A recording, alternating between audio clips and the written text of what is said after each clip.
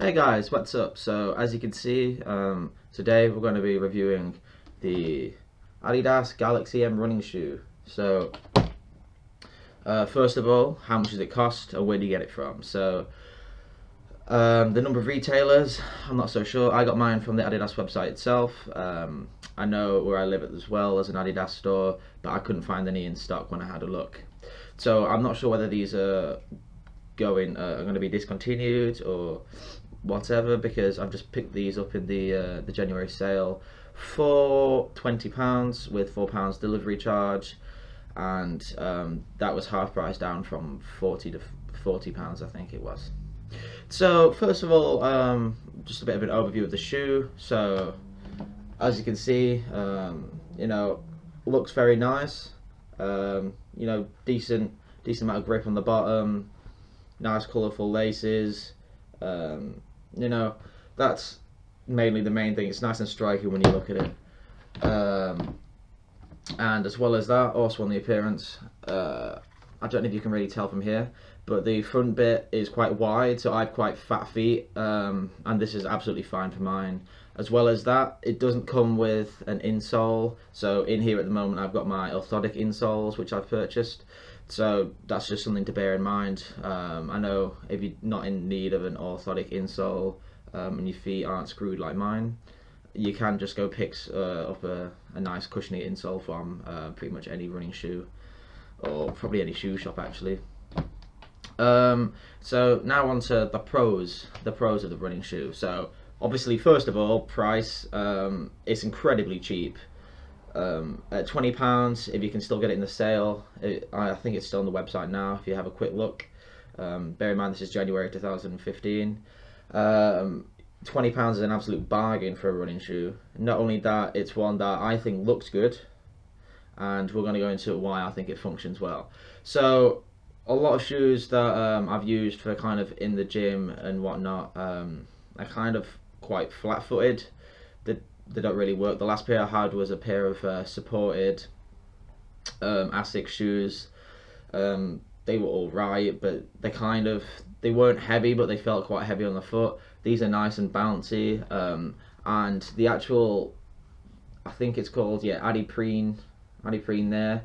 I'm not sure if it's meant to do it, but it really just makes it feel like you're sort of walking on air a little bit, which is fantastic for, I assume, if you want to run long distances. That's not something that I'm into, but it's nice. You sort of feel like you're kind of bouncing and rolling, and you feel as though you're expending a lot less energy. That may be placebo effect, but it seems to work.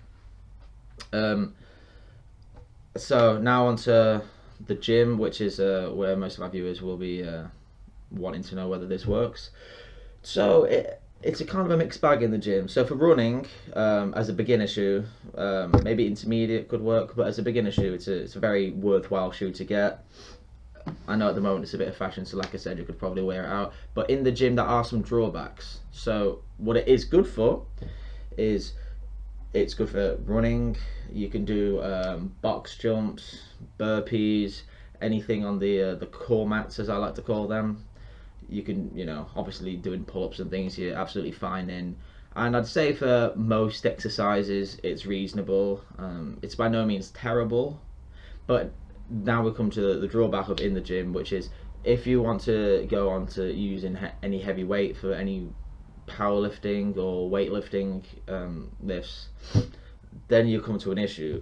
So when I was in the gym, I used it for some overhead press. Now the issue with that is you want quite solid feet. You want to be stuck to the floor basically, so that when you're coming up, all the power's going into the floor, and you're pretty much like this. That's not really very straight, is it?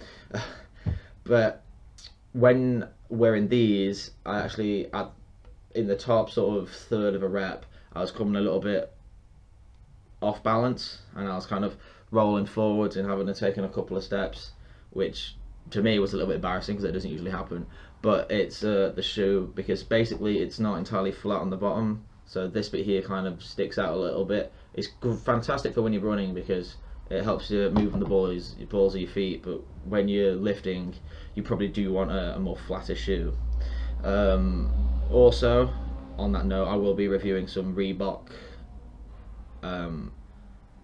Lifter Plus shoes. I can't remember the exact name, but I'm going to be putting them up soon. So if you want to know more about weightlifting shoes, wait for that.